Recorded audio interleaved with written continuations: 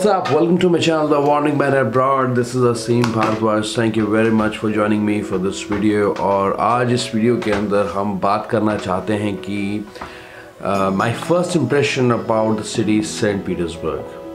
Okay, so let's start the video. अब अगर मैं बात करूँ St. Petersburg की, the trip to Russia is incomplete without visiting the second most famous city in Russia and previously the capital of Russia, and that is St. Petersburg.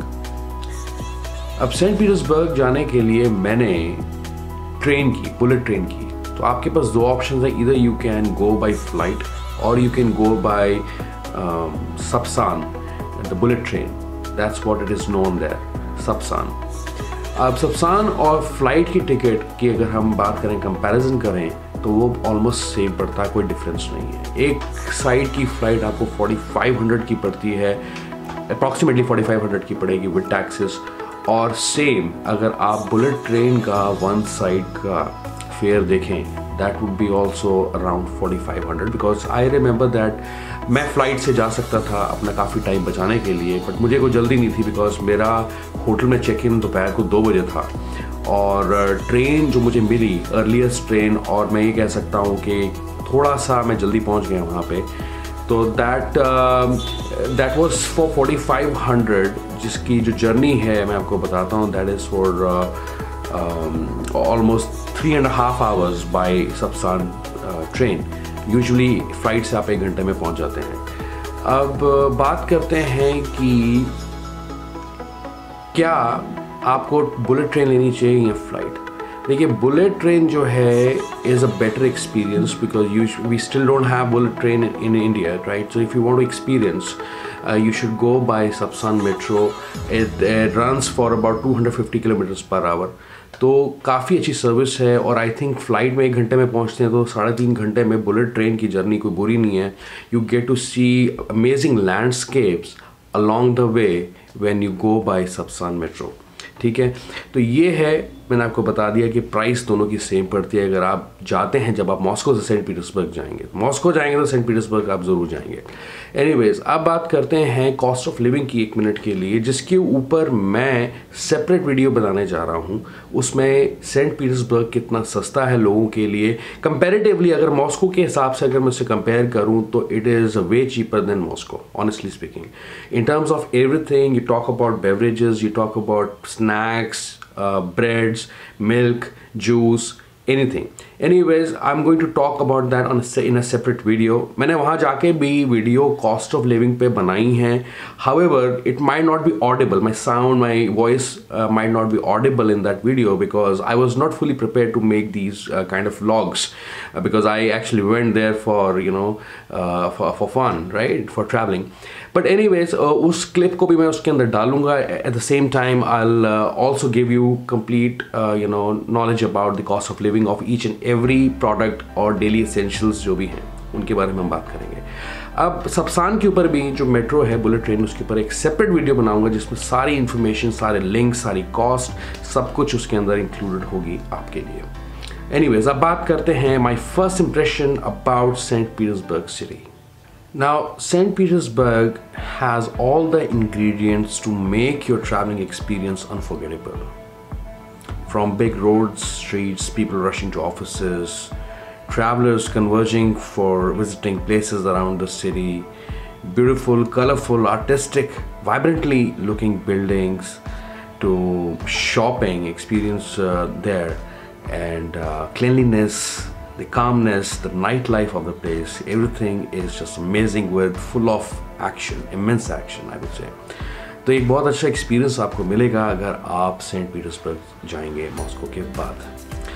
अब बात करते हैं कि मेरा एक्सपीरियंस फिर वहाँ और कैसा रहा. तो मैं मॉस्को से चला कुछ सुबह 6:50 पे, ऑलमोस्ट 7 बजे के आसपास, and I reached somewhere around 10:30 AM in the morning. अभी मेरे होटल में चेक इन के लिए कुछ घंटे बाकी थे. होटल का टाइम था दोपहर के 2 बजे का चेक इन का. और लेट मी टेल यू कि वहाँ पे हॉस्टल्स स्पेशली और जो होटल्स हैं, वहाँ पे स्ट्रिक्ट नॉर्म्स हैं एक फॉरेन टूरिस्ट के लिए. So they just took my passport read my passport, मेरे से documents उन्होंने लिए, photocopy लिया passport का, and I deposited my baggage in the cloakroom. उसके बाद मैं निकल गया थोड़ा सा सिटी को एक्सप्लोर करने के लिए, बिकॉज मेरे पास अभी बहुत टाइम था.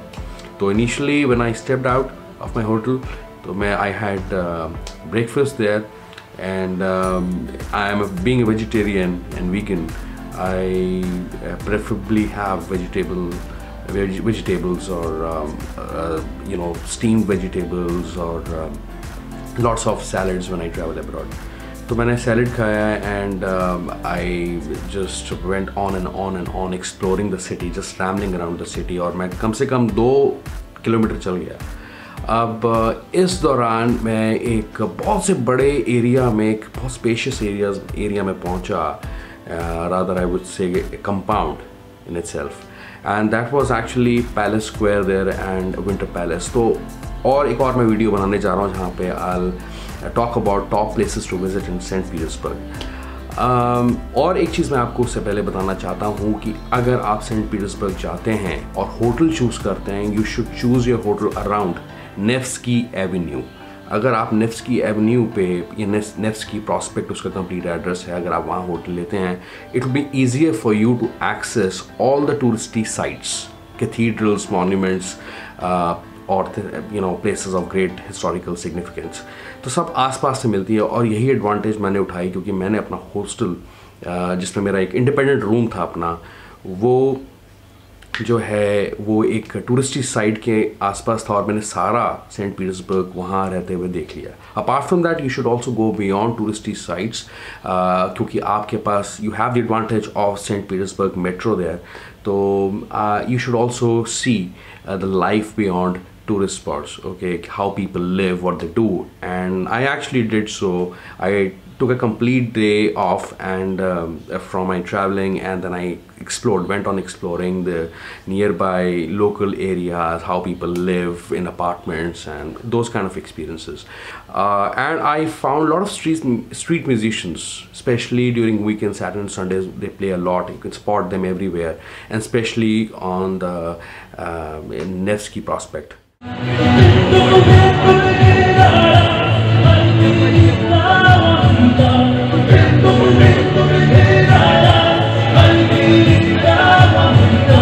अब पैलेस स्क्वायर पे I met a street musician, and he was playing Indian classical music on sitar, and he was inspired by Pandit Ravi Shankar.